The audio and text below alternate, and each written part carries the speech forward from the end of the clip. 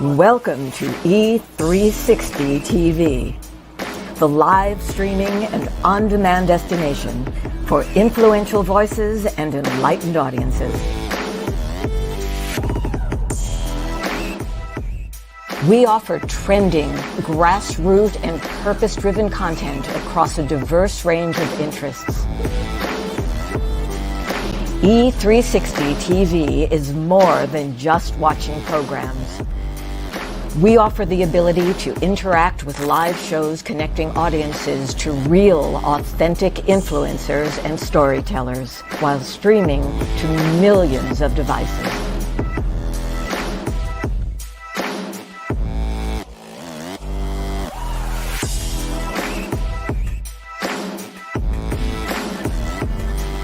Real experiences. Raw conversations. One destination for it all. E360 TV. This world is changing more and more every day, and we've decided to change right along with it. My name is Dr. Lauren Michaels Harris, and I'm the president of Trajectory TV Network. At Trajectory, our vision is to provide a comfortable, creative platform for top content creators and storytellers from around the globe. We're also dedicated to providing this world with content that is healing, educational, empowering, exciting, and above all else, entertaining and transparent. So right now, I invite all of you who believe yourselves to be global game changers to use the link found here and simply take a chance. Schedule a virtual chat where you'll have the opportunity to share your vision for your very own global television show with me, the network president. So use that link, and together, let's begin changing and healing this world, one story at a time. And remember, whether you have years of experience in front of the camera or zero experience, it doesn't matter. What matters the most is your desire to share great content through television and a willingness to share it with passion and with purpose. You might ask, how do I know if I've fallen in love with my purpose and my purpose has fallen in love with me? It's easy when you've lost your voice because you just can't stop talking about it. I'll see you soon.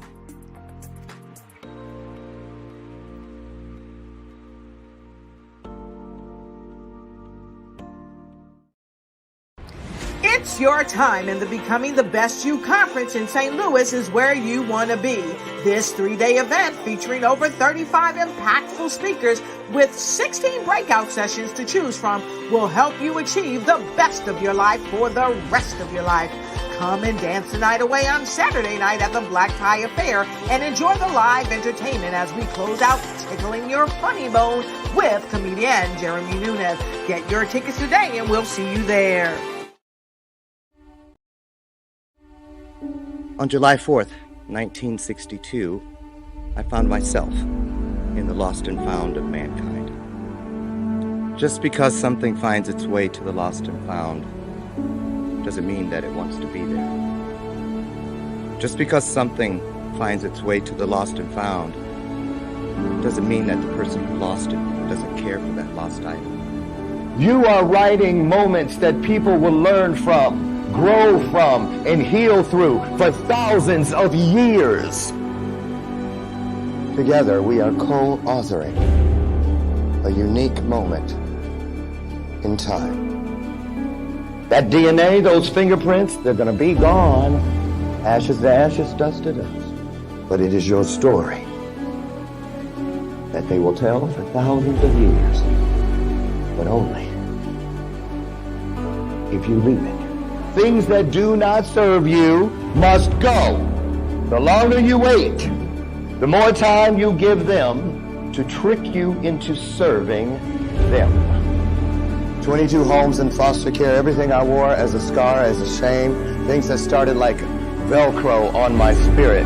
After just a few months, then years, then decades, I had believed myself into believing that they were indelible tattoos. Sometimes we have to be broken down to appreciate the view once we start getting up. I want you to leave this place and know that you have been changed. Why? How do I know it's true? Because each of you has just changed me.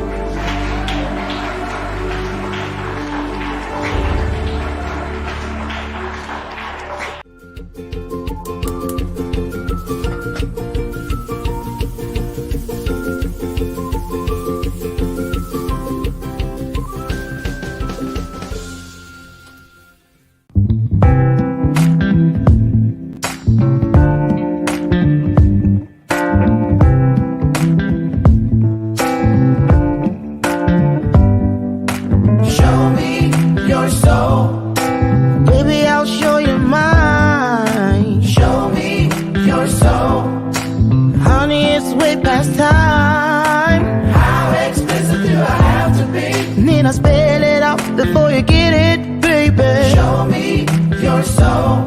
And honey, I'll show you mine. I'll show you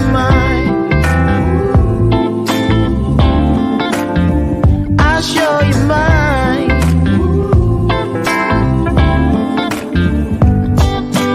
Oh, I'm standing right here holding up a sign, shamelessly displaying my state of mind. But you walk right past me, pretending like you don't see what's yours for the taking tonight.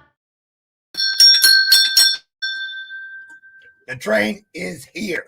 It is not coming. It is here. Wake that ass up. Wake it up. Wake up. Friday, T to the G to the I to the F. T to the G. I'm so excited, and I just can't hide it. To steal a line from the Pointer Sisters. Good morning, and welcome to today's installment of Bathrobe Moments, clearly. And I am your host, Dr. Lauren Michaels Harris, and I'm so excited to be here. We've got a great show in store for you, as always.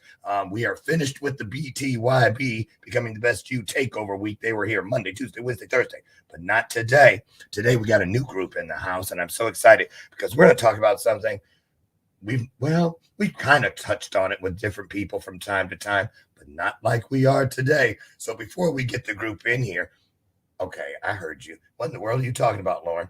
We're talking about the big D word, DIVORCE. I had to practice that this morning. I kept getting the O and the R mixed up. 12th grade education. So anyway, Dolly had a big old song about it back in the day. And did you know, here are just some of the movies. And I didn't realize that all of these movies I'm about to name had something to do with divorce until I really looked at it. So, of course, Waiting to Exhale, didn't even put that one together. One of my favorite ones. Kramer versus Kramer, clearly. First Wives Club, yes. It's complicated. Never heard of it, but I'm going to check it out. Definitely Maybe. That one either. Crazy Stupid Love. Mr. ... Something's Gotta Give. And, of course, this one, my favorite of all times. This is the one that comes to mind when I think about movies about divorce. War of the Roses, right? Remember that one? Some of you are probably too young. I am not. Anyway, we're going to talk about a new mindset as far as how divorce works. Not just the process, but the leftovers. That proverbial bathtub ring that's left over when you let out all the water. So we're going to get a group in here. Jen Mitchell is here today, and she is the brainchild. Jen and also Jake Folk, they're both attorneys, and then we have Christine Dodd, and I don't want to slight her. You didn't see her on the screen because I couldn't find her picture, but there she is. Aw, talking about the girl next door, right? She's a mediator. She helps, that person that sits in the middle going like this, holding people back to your respective corners. She probably has a bell too, right? And a whip and all kinds of stuff. But we're going to find out. So anyway, Jen Mitchell has a little something called Solace Divorce Mediation, and it is moving its way around the country, showing people how to work their way through an ugly divorce, maybe not so ugly divorce, but through every one of those letters and come out on the end with a heart, right? Is it even possible? Is it? We're going to find out. But before I get them in here, I'm doing well on time. We usually bring the guest in right at 15 after, because I don't want my Aunt Candy looking down from heaven to banish me from heaven because I didn't do a Black History moment every day of Black History month. She was alive the first 2 years of the show. We're now in year number 6. And every February, she'd be like, my phone would ring. Mm-hmm. She said, you know what? You are going to end up on Jerry Springer one day. Not Jerry Springer. She said Maury Povich. That was her favorite. And I would say, what makes you say that, Aunt Candy? She goes, because clearly you don't like your own people. So I'm just keeping her happy up there, Aunt Candy. And I'm going to show today's Black History moment really quickly. Let me get it ready. Here we go. This one today it's a quickie but a goodie. Take a look. Black History Month in February is an ode to Frederick Douglass, who was an American social reformer, abolitionist, and statesman. He was a powerful speaker who escaped from slavery in Maryland and became a leader of the abolitionist movement in the U.S. He celebrated his birthday on February 14th. What to the American slave is your 4th of July? Frederick Douglass is courageous, brave, dynamic, intelligent, and authentic. He believed in the nation. Frederick Douglass fought with words. He was a powerful speaker. Abraham Lincoln, whose birthday is February 12th, is also part of the reason why Black History Month is held in February. He was the U.S. president who abolished slavery and made it the law in the 1860s with the 13th Amendment. You've got almost 4 million people who are enslaved, and there was nothing to prevent Southerners from reestablishing slavery in the South unless this 13th Amendment was issued. He realized that something had to be done that was permanent. There have been and still are so many pioneers who have changed the course of history, who have fought for freedom, who have pushed the boundaries, made people uncomfortable, and risen above the limitations society has put on them to look racism in the eye and fight it. Because I have a dream that my 4 little children will one day live in a nation where they will not be judged by the color of their skin, but by the content of their character. I have a dream today. And so what I understand fundamentally, having come from where I've come from, a great-great-great-granddaughter of slaves in this country, that you can take what has happened to you, the pain and suffering and injuries of the past, if you recognize how they shaped your behavior and what impact they've had on your life and what you can do to change that, you can take that pain and you can turn it into power. There is not a Black America and a white America and Latino America and Asian America. There's the United States of America. While there are many Black success stories, racism still exists today. In 2020, approximately 63% of Canada's Black population reported experiencing discrimination. Well, there you have it. Today's Black History Moment. Man, you know what? Ever since I was this big, whenever I hear Martin Luther King's I Have a Dream speech, I get just stuck. So grateful. So there we have it. The origin, which is nice because a lot of people didn't know that about Frederick Douglass, and that Black History Month is based on his birthday, and then it went out from there. So let me see. I want to tell you just a little bit about, I told you about Jen. She's been an attorney, family law attorney for 17 years. She is the owner and creator of Solace Divorce Mediation, where she guides couples through the divorce journey the same way they entered, with mindfulness, love, and respect. Jen, except for those ones that got married at the little white chapel or whatever it is in Las Vegas. Can I get an amen? Anyway, her mission is to transform the energy surrounding divorce from destruction to empowerment and growth. And today she's brought along her good friends and fellow pioneers, we'll call them today. Christine Dodd is here. She's a mediator, wellness coach, and she's been living and practicing in Idaho, California. Oh, wait, Idaho, California, and Alabama since 2013. She has over 200 hours of mediation training, including studying at the Northwest Center for Dispute Resolution and the Strauss Institute. She has a JD, a BFA, and has spent over, this must be a typo, 40 years studying mindfulness. We saw the picture, girl, quit it, and wellness. And she has coached law school mediation teams, worked with legal aid and volunteer lawyering in Idaho, and her current practice includes working with Alabama ADR pro bono programs in Morgan County Drug Court. Then we have the only guy in the bunch, Jake Falk. Jake is a partner at the law firm Cox & Falk. He's spent the past 15 years practicing family law in his hometown of Normal, Illinois. Oh, we're in the same state. Hi, Jake. Jake finds helping people through divorce to be a meaningful challenge that called him after he experienced divorce in his own family as a teenager and worked for a legal office advocating for victims of domestic violence. He is colorblind and double jointed. Well, we'll just have to see what he can do. I hope you're warmed up. We're going to see what you can do with that double jointedness. And he's enjoying getting more sleep as his 2 young children grow. So there they are. So we're going to get them in here right now. And a great way to bring them in is while this little clip is showing, I'm going to pop them all on the screen. So you guys get ready because you're coming in. But look at this. We're going to listen to a little bit of it because this is an actual story that matches what Jen Mitchell is living within underneath literally her very own roof right now. Once upon a time, there was a family in Brooklyn, and there was a wife, a husband, and two kids. One very, very lazy, and one that wasn't really paying attention. Oh, I'm the lazy one now? Yes. The parents at one point were arguing a lot and decided to tell their 2 daughters that they were getting divorced. We sat them down here in the living room, and we just told them we really loved each other and liked each other, but we didn't feel like we were still going to stay together as a couple.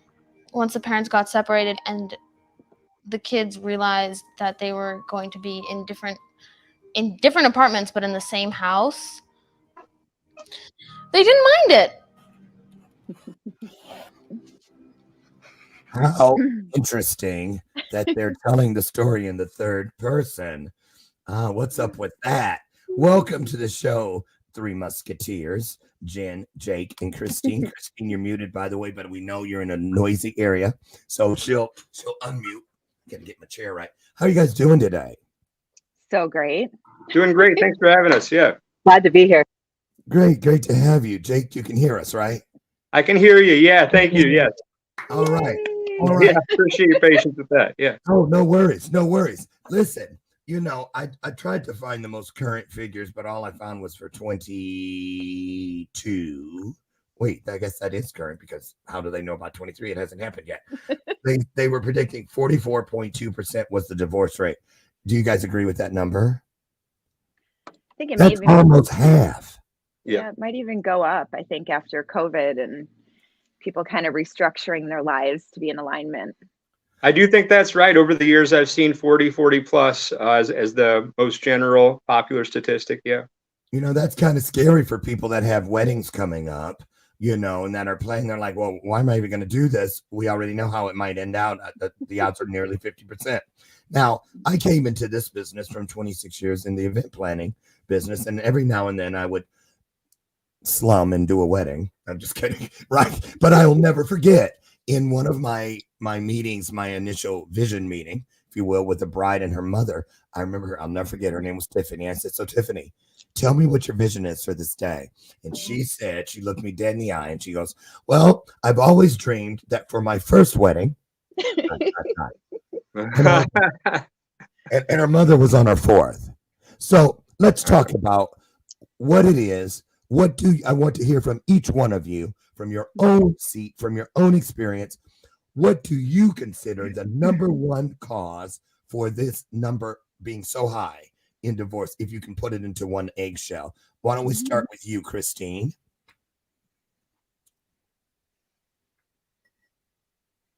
Oh, wait. How come we can't hear you?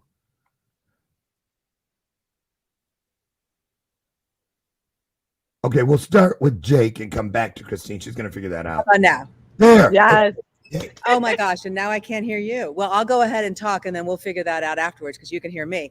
Yeah. So at the moment, when someone's coming into mediation, I think that communication is one of the biggest issues they have. It's somehow there was a breakdown in the way they speak to each other, the habits they got into, and some of it's irreparable.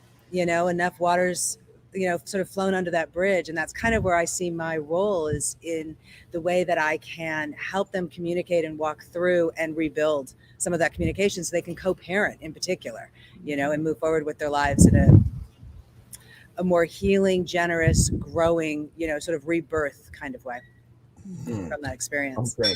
So communication was the one word that she chose. Let's go with Jake. Jake, what about you, sir?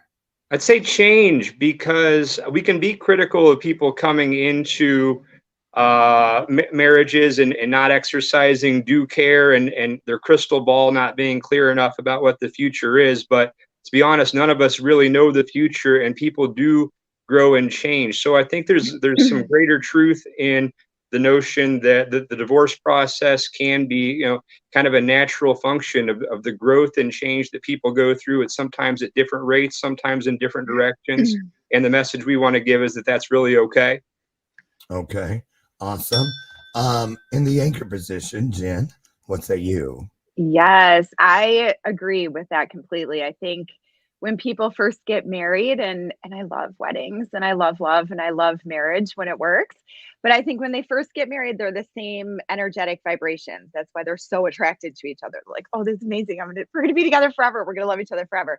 But just like Jake said, as time goes on, as life happens, as children come in, as maybe you lose jobs, whatever may happen along your path, you change. And when you change, you grow, and your energetic vibration changes too. And so if they're not matching anymore, then they're not connected. They're not communicating. Like Christine said, they're not in that space. And the longer they try to force it, that's when the anger and the frustration and infidelity and all of those things happen.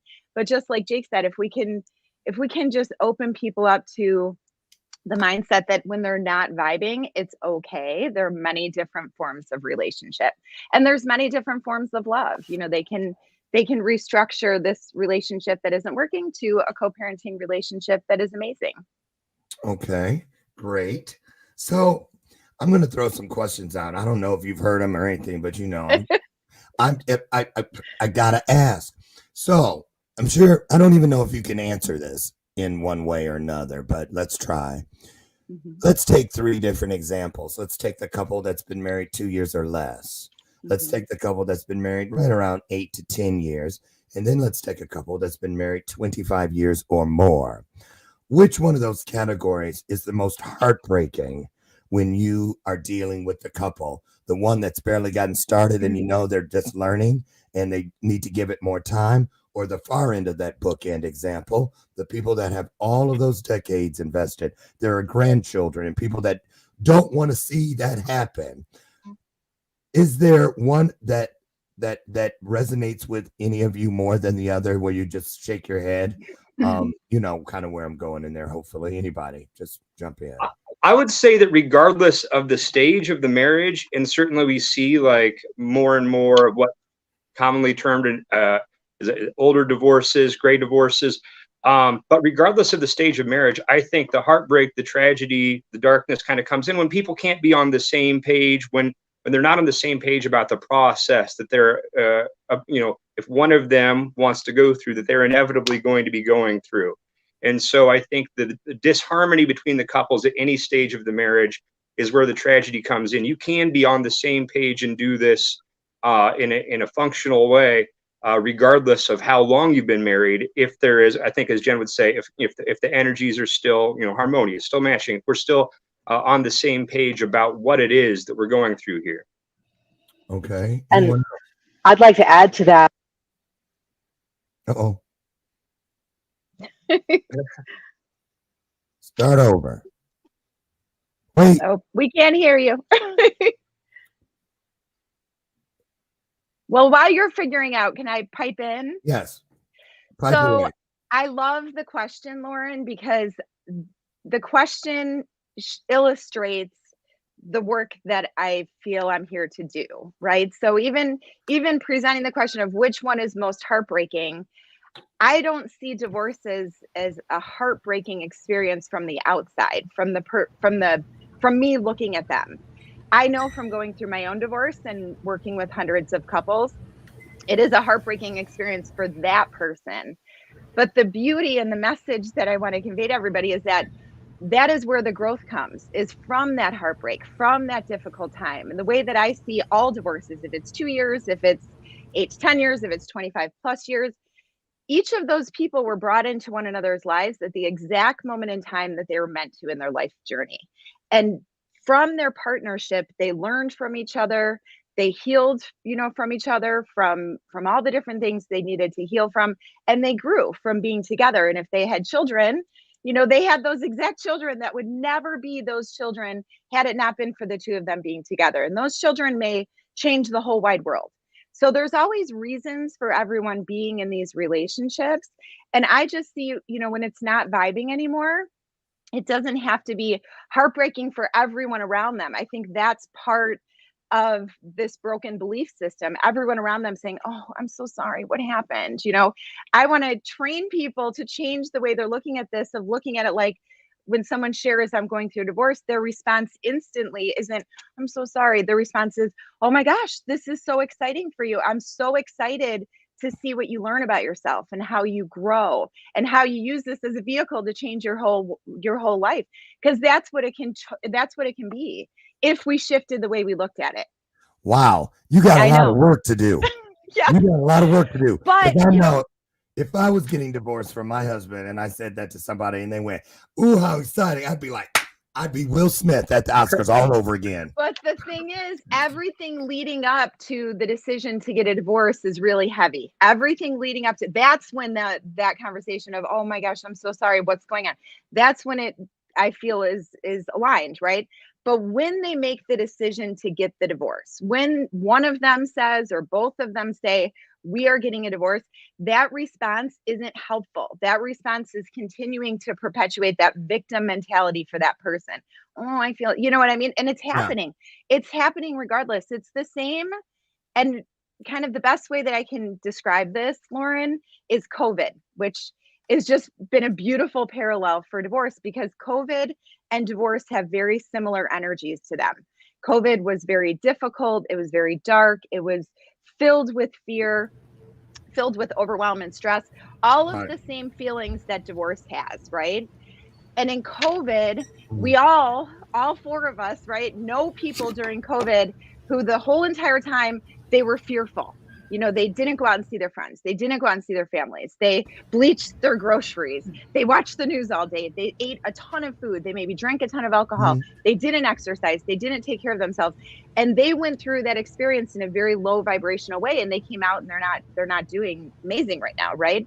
But the same global pandemic for everybody, you also know people who chose to look at that time from a different viewpoint. Instead of looking at it from the fear base and overwhelm and stress, they chose to look at it as, "Oh, this is amazing. I don't have to go here, there, and everywhere. I can use this time to do those projects on my home that I've wanted to do. I can use this time to exercise the way that I've wanted to and to fuel my body the way that I want to and read the books that I've wanted to read to better my life experience." So it's the same global pandemic for both groups of people, but totally different ways of going through it. And the only difference is the way they chose to look at it. Okay. So the only thing I'm saying is divorce is very similar energy. You can choose to look at it as, "This is awful. This is terrible. I can't believe this is happening to me. This is the worst thing in my whole life. I hate this person." Or you can choose to look at this as, "Okay, this is one of the most difficult experiences of my life." All of the therapists say that. But through the most difficult times in my life, that is when I'm given the opportunity to grow. So if I use this time to take really good care of myself, just like COVID, the second group, take good care of myself, really focus on what I need to focus on and heal, I am going to come out of this stronger. And that's all I'm saying, is it's just a change of perspective that we need to do globally. Well, yeah, and that's how it is with all things. But again, a lot of work is going to have to happen, because this mindset didn't develop overnight. You know, and you've got all these other things involved. You know, if a person, say it's, for instance, it's a Catholic couple, and the church, you know, this and the other, you're not supposed to this, and there's all these things, barbed wire fences, prisons, if you will. And so, but everything that has changed the world started with the same challenge. A lot of work in front of us doesn't mean it's not possible. Christine, you had something to say, and let's see if we can hear you now. Let me see if I can unmute her. I can. Nope, you chose to mute it, so you have to do it. Can you unmute, Christine? Can you hear me now? Yes. Yay! See if I can unmute her. I can. Nope, Okay, you good. chose to mute it, so. And you can hear me okay? Yeah. So I was thinking about in divorce, what really strikes me is the wounds. when you have someone, whether they've been married for 2 years or they've been married for 30 years, where the divorce itself triggers them in a way that is so painful, they're just a puddle and they don't know how to start their life again. And I think that's really where, Jen's inspiration can serve a great portion of the public. Awesome.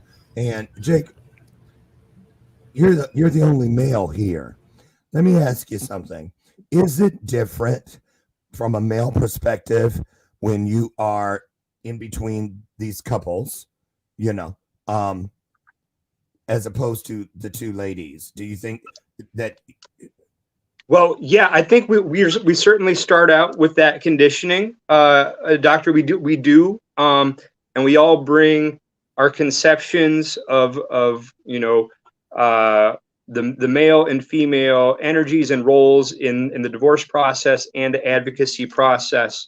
But I think that there needs to be contribution from both types of energy, and there needs to be respect for both types of energy, male and female, and the trappings of both on the behalf of the advocates, on behalf of the court, and behalf of the people involved in the system.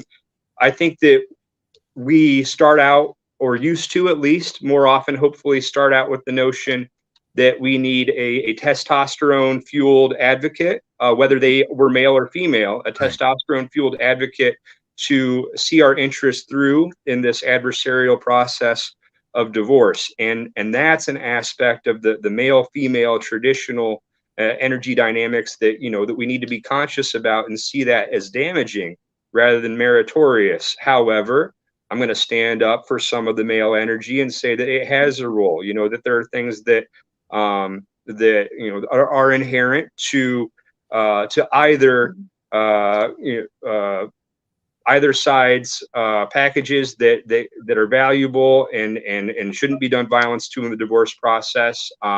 Both sides should have things to say, but I think that we need to be careful of our conditioning and set down some of those things that maybe aren't helpful anymore from our conceptions of what is male, what is female going into this process. Perfect. Now, I've seen all of you smile at some point during this interview so far, and I don't know if you filed your incisors down or what, but divorce attorneys and anyone involved in divorce proceedings is usually, just like an ambulance chaser in the minds of people. They get a bad rep, if you will, because they're ferocious, kind of what you were just leaning towards, Jake. So what about your peers? Those who are like, I'm going to take him for every penny he's got, that kind of a thing.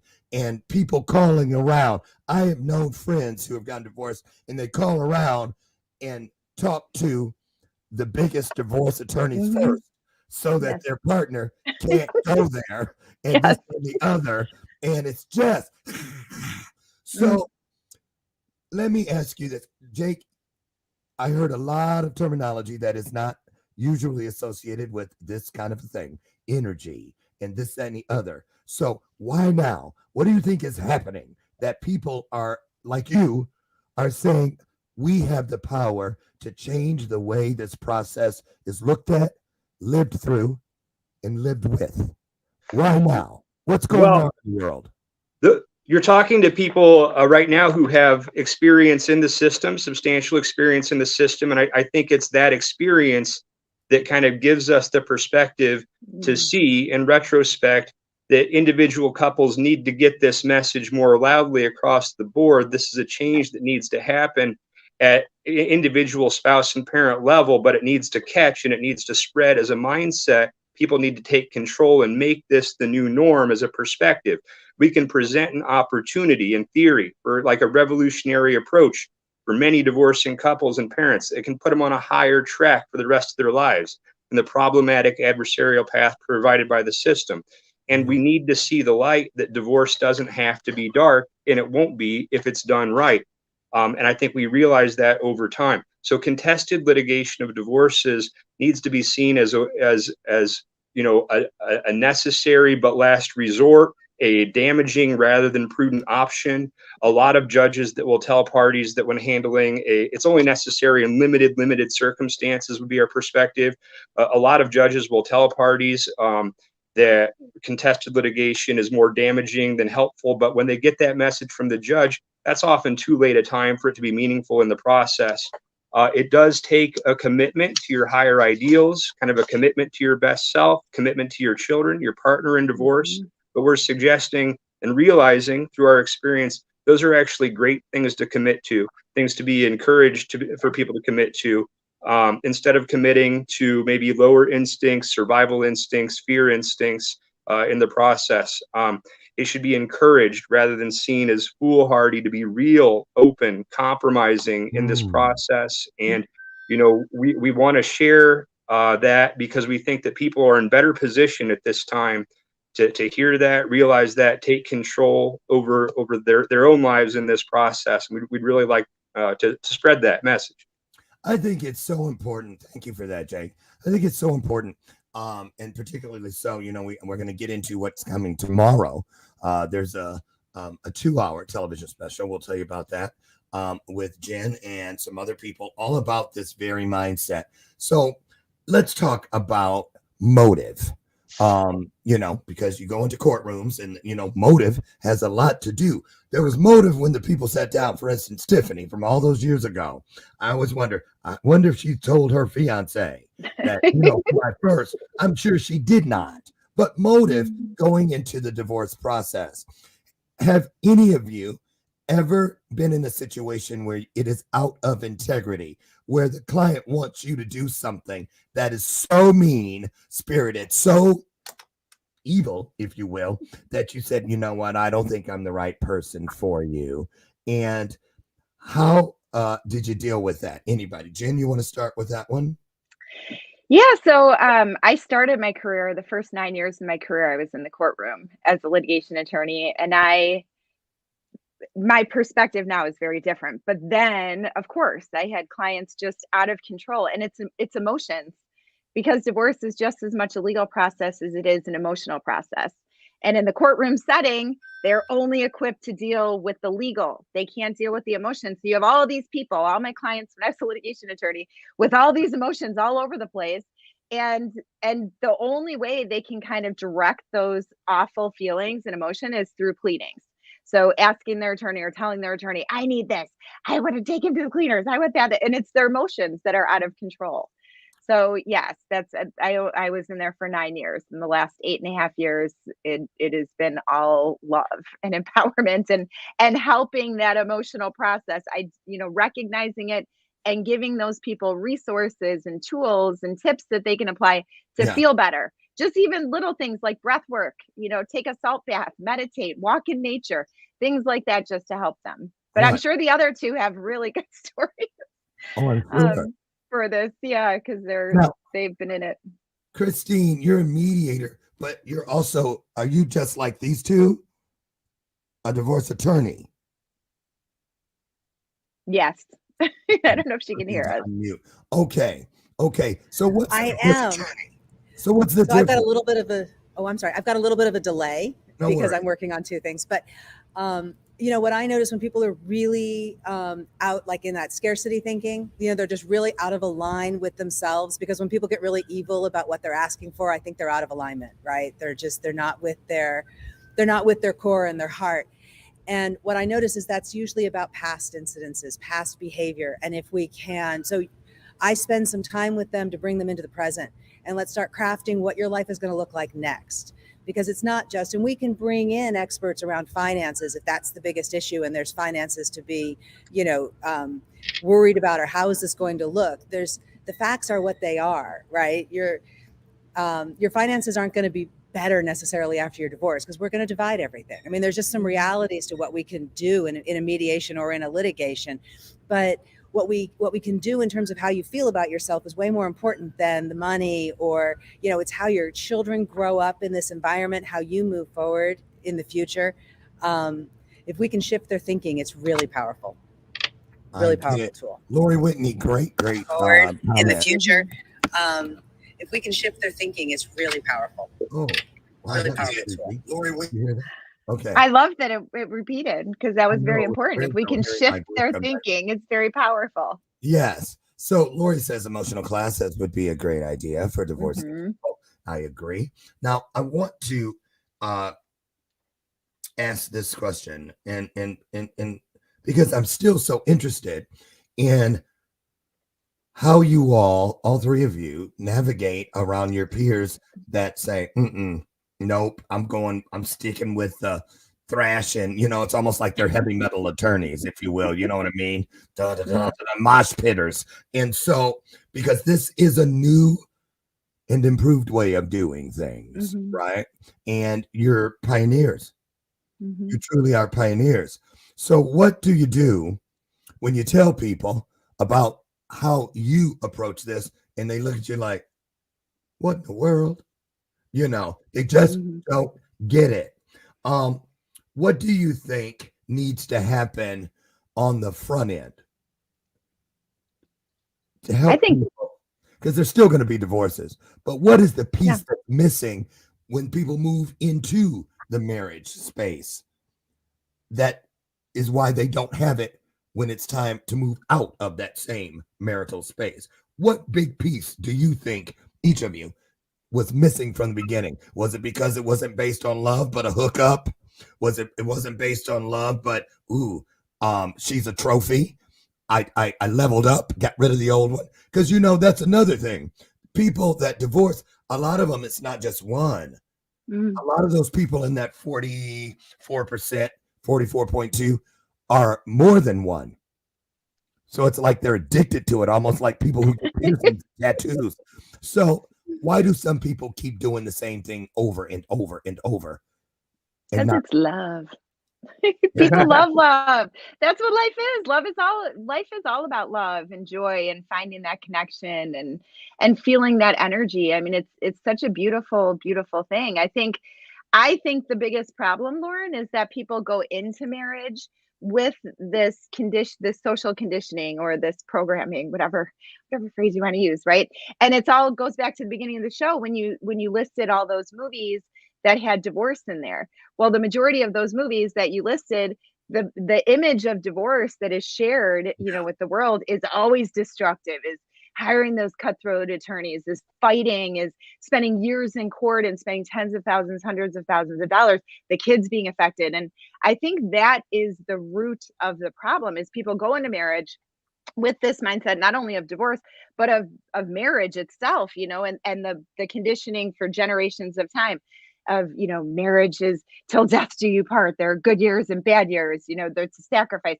And I'm not saying that it's not hard. Marriage is absolutely hard, but it doesn't need to be that. It doesn't need to be conditioned in us saying, once you get married, you have to stay in there. It doesn't matter how unhappy you are. It doesn't matter how much you fight. It doesn't matter how much your kids are in this very toxic environment. You must stick it out. You don't need to stick it out. It is what it is. Like I said before, relationships flow in all different directions, and it doesn't have to be awful. It can be very loving. I mean, even in my own case, like you shared in the beginning with that commercial, I was divorced 3 years ago. And, my co-parent, Aaron, I love him. I love him in so many different ways. We have 3 children together, and we relocated from Chicago to Boulder, Colorado. We all live in the same home, the 2 of us, our 3 children, our 2 cats.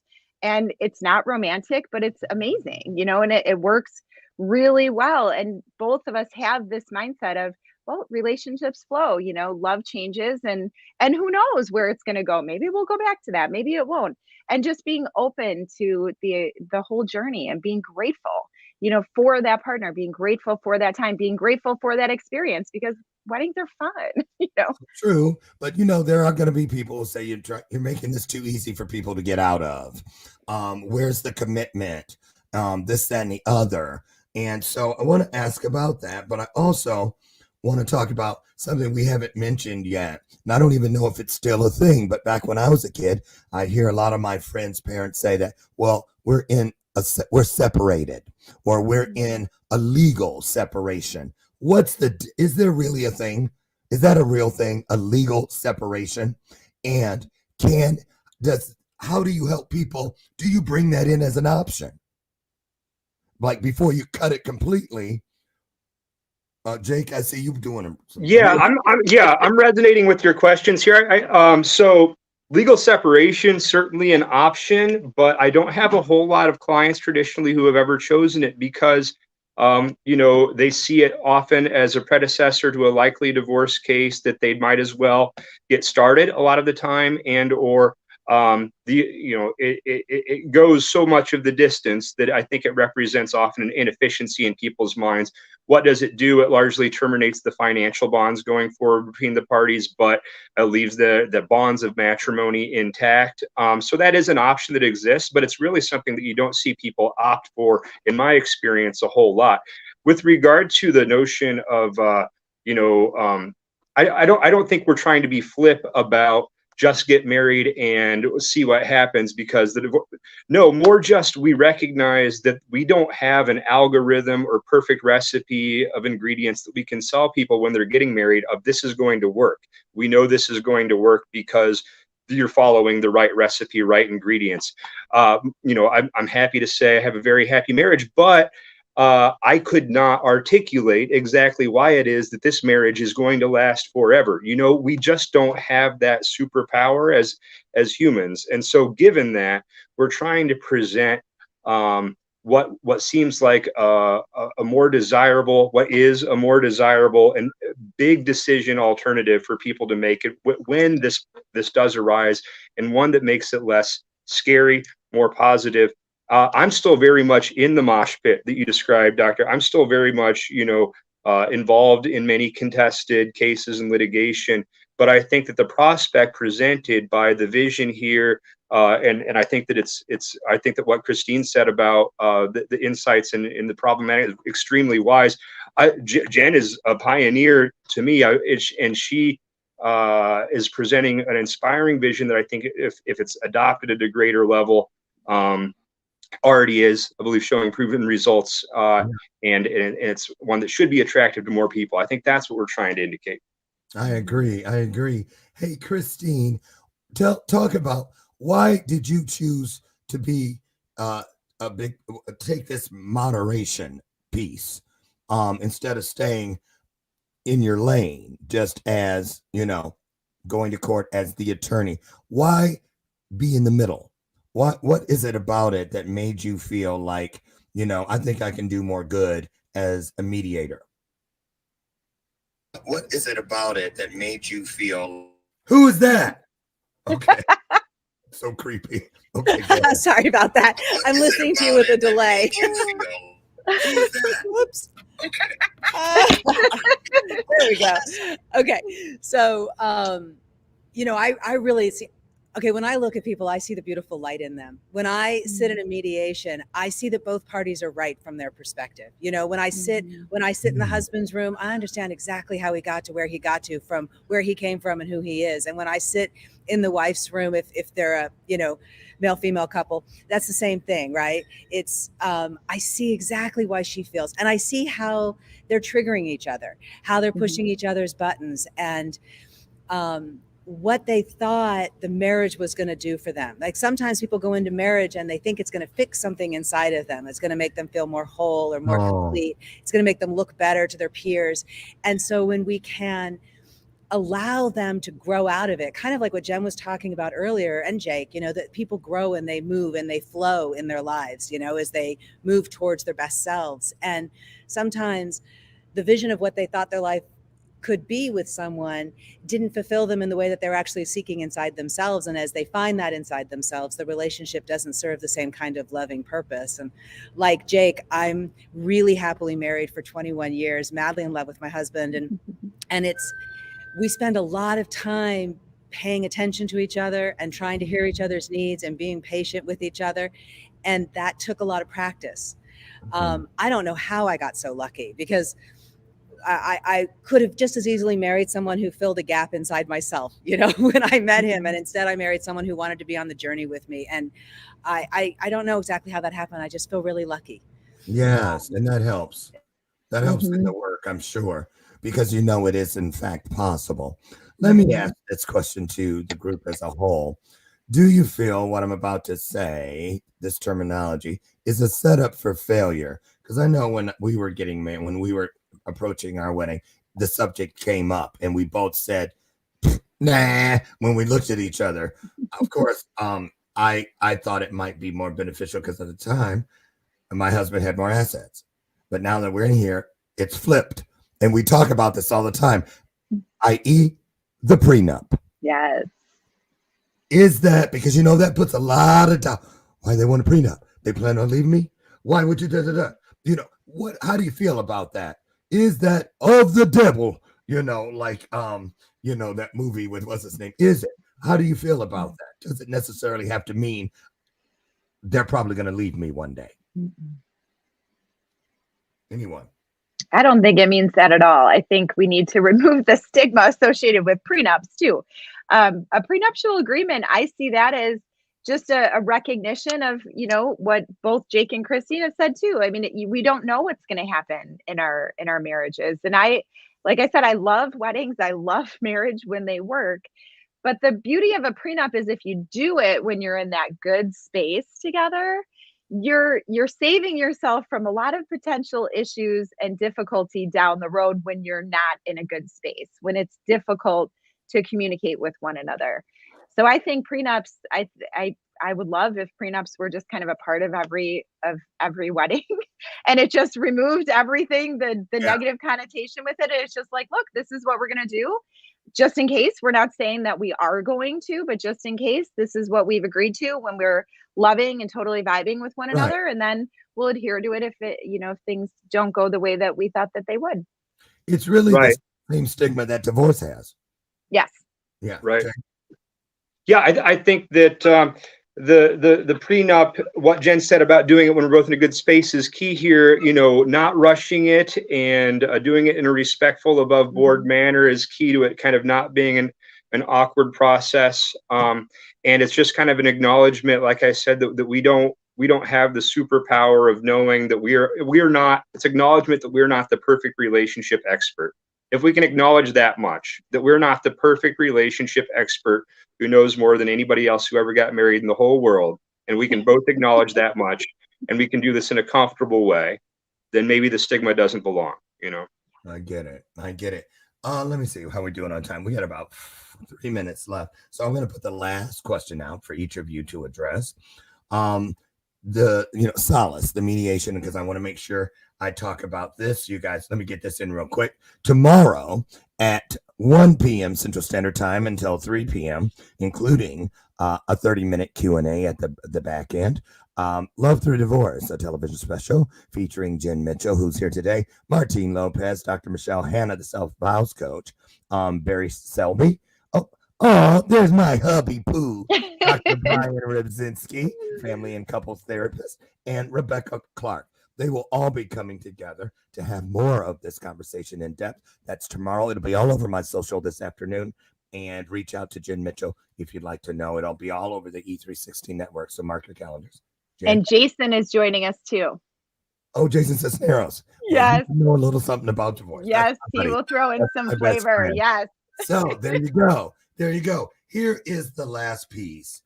I already think I know the answer, but let's just put it out there. One of the big pieces that hurts so many couples outside of all of the obvious ones that we have talked about, here's one. I believe that this system that you have, this opportunity, if you will save a lot of friendships, because a lot of people talk about, because even my husband, he was in a 17-year relationship. They weren't married, but when they left each other, the friends went one way or the other, as if it was one way or the other. Like we can't be friends with both of you now, clearly. Do you feel that what you're doing here, this work, will help even that? Talk about that as we get out of here. Absolutely. Yes. I always coach all my clients. You can just share 3 different points with your friends and family. We both agreed to this.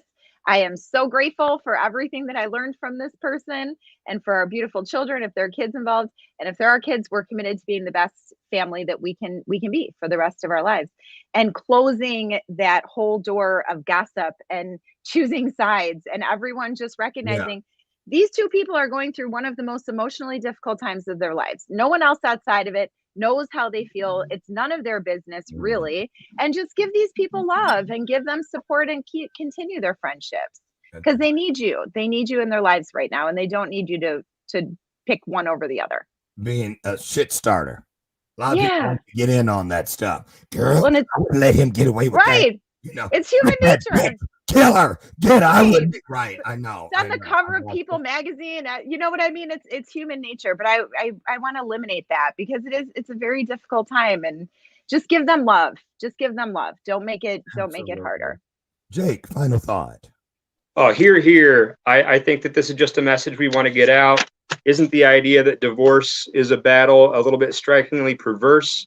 War is the backup option to a relationship that was characterized by and built on love. What if we just kept on leading with love, just in a different day-to-day context, a different day-to-day routine? So I hope that we can go that direction. Boy, I feel like I'm in here with pioneers today. And Christine, what say you? Final thought, please. Are you going to unmute? Christine, Earth to Christine. Well, I think, in terms of friends and family, it's really an opportunity to encourage everyone to not escalate any conflict, to not work out their own pains through your relationship, but to allow you and support you in having a really beautiful transition in your life. It's a time of healing. It's just like giving birth. Yes. It's like, let's be with each other. Ooh, she dropped the gauntlet on that one, y'all. I got chills. That was awesome.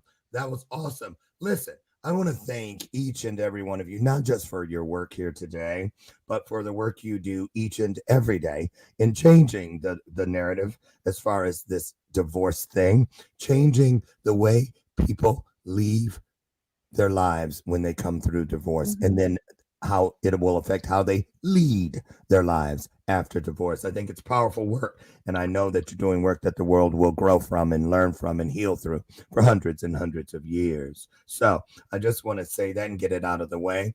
Listen, to all of you out there, just remember, it is never about just one thing.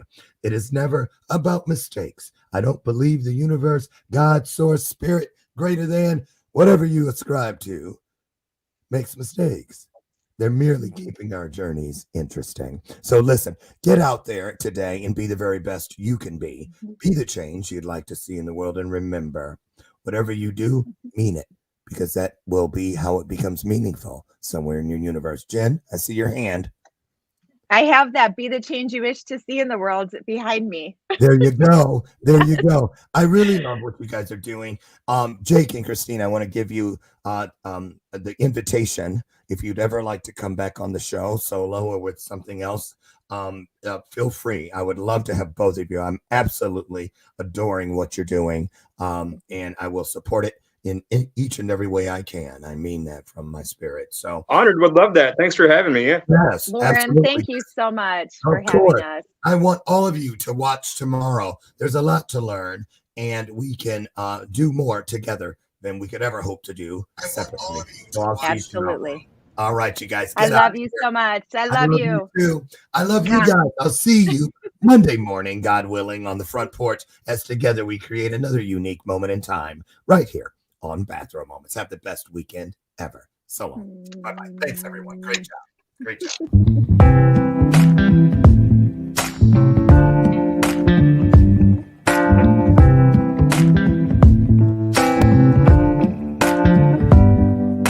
Show me your soul.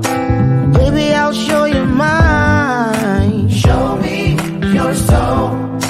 Honey, it's way past time. How expensive do I have to be? Need I spell it out before you get it, baby? Show me your soul. And honey, I'll show you mine. I'll show you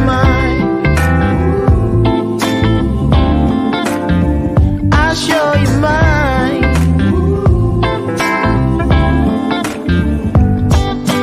Boy, I'm standing right here holding up a sign, shamelessly displaying my state of mind.